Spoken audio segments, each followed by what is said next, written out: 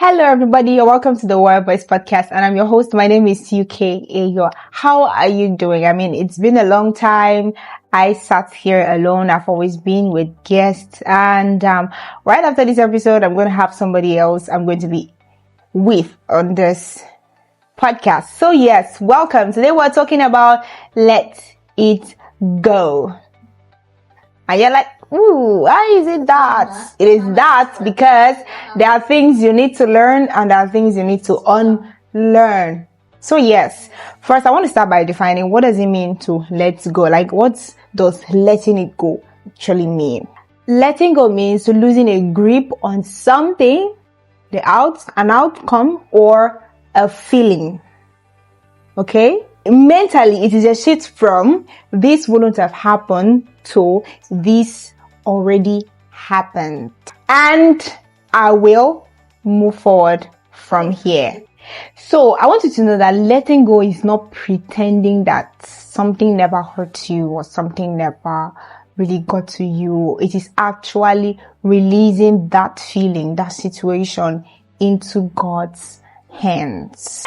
It is releasing what is damaging your spirit into God's hand, because at the end of the day, you cannot control the situation. If you could, it wouldn't have even happened at all. And it is not beating yourself up. If I had known, I wouldn't have. Remember, letting it go means moving from this one have happened to it has happened, and I'm going to move on from here. It's not easy. It's easier said than done, but I'm here to make things easy for you with the help of God. So stay with me. So what's the first thing we'll are talking about, or what the person we're going to encourage to let go of? It is letting go of offense. What are the things you have to let go? One is offense. That thing really hurt you. That thing really got to me. I mean, that thing really hurt me.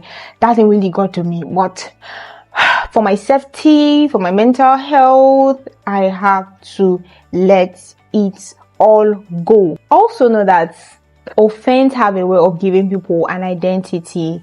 So people become who they are not because something had hurt them so bad, or people that offended them. And there are people that wear these for years. I mean, they just smile like nothing happened, but deep down they know something happened and they cannot move on from it because they're actually holding on to it. An example of such offense could be maybe a friend publicly embarrassed you, family member mistreated you, a whole lot of things that happened to you that you had gotten offended with. You have the list right where you are in your head, maybe by heart. So Ephesians 4:31 says, get rid of all bitterness and rage. Check that out. It's not easy, but just try to. Get rid. What does it mean to actually get rid of something? Let it out of your space. It shouldn't bother you anymore. Because at the end of the day, the people or the things that hurt you, life moved on, life continued. It's not that when those people offended you or when that stuff happened to you, that life was in a standstill for you to recover. No. The next day, people still had to open their shop. The next day, that same person who hurt you had to move on with life. Probably even had $1 million deal. Have you ever heard that stuff, that meme that says that God is not like a village people? Your ex is not going to fail because they left you or something like that. Those kind of meme related something. That's not just who God is. God would want you to forgive people as much as it really got to you, or you really have to let go. Okay, so I want to say a little about why people hold on to offense, because I've been offended. I'm going to speak from my point of view. Why did I hold on to offense? Because I felt like I did not deserve it. Second, I felt really betrayed. Third, it is that I'm just using different scenarios that people had offended me, and what I result to. I felt like they were too mature to not do what they had done. So maybe in your case, it was the same thing. You were disappointed that they were not supposed to actually do this, because no, they shouldn't. In fact, you couldn't even think that they would have done that, but they actually did. Please, I would just say it. Just give people the benefit of the doubt that they did not actually know that what they did was going to get you hurt. So just take it like that. I mean, assume they didn't know, but there are people who knew. But I'm just saying, number 4 reason is because maybe they did not think it was going to hurt you that much, and probably they thought that you must have moved on. And also, they did not apologize to you. There are people who have offended you until tomorrow. They don't think they owe you an apology. In fact, they forget such incidents ever transpired between you both.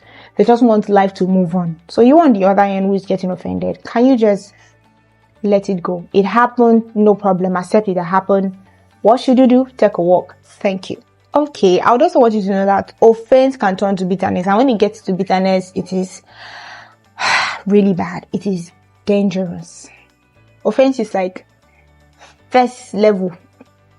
Bitterness is when we get to the peak, close to the peak of it. It's super dangerous. So offense can lead you there. What does bitterness do? It hardens your heart and affects the way that you treat people, affect the way that you talk to people. And if you happen to come across people who are maybe related or associated to the people who had hurt you or to the things that had hurt you, you tend to maltreat them so bad because you already have the mindset that, it was this kind of person who hurt me, and so you have to do everything to get back to them. Sometimes it's just unconsciously. That's where the whole identity something comes. It gives you an identity that once you see this kind of thing, you're already afraid that, this is how the other person came and this thing happened. So if I just have to take extra precaution. No, precaution is you acting out of bitterness. So be careful when you're saying you're acting out of precaution and when you're actually bitter about a thing. Forgiveness does not mean reconnection. It doesn't mean reconnection. It actually means refusing to let hatred control your heart. That's just what it means. You don't necessarily have to reconnect with people that hurt you or reconnect with the things that hurt you. It is just that you refuse to let hatred control your heart. Did you get that point? You should. And also, when people say, forgive and forget, I say sometimes it's harder to forget. I mean, people that offended me maybe 100, sorry, I'm up to 100 plus years, so maybe years back. I remember that they hurt me. I have forgiven them because I do not live in it. So you can remember that people hurt you, but the thing you shouldn't do is live in it, like trying to build a house there, think about the whole situation, everything that transpired already, instead of just focusing on letting it go. I want you to take in what we've spoken about, what I have spoken about in this particular episode. I'm going to come back on the next episode and I'm going to talk about the rest of the things you have to let go. And mind you, I may not list out everything you have to let go, but I'm just going to say a few things that you have to let go of, and then maybe you're going to pick one or two from it and apply to other areas of your life to let go of hurt and offenses that may have risen in those aspects of your life. And yes, subscribe, like, comment, share this video to somebody who needs to hear this, and I'll see you on my next episode. What's my name again? My name is UK Ayor. I'll see you. Ciao.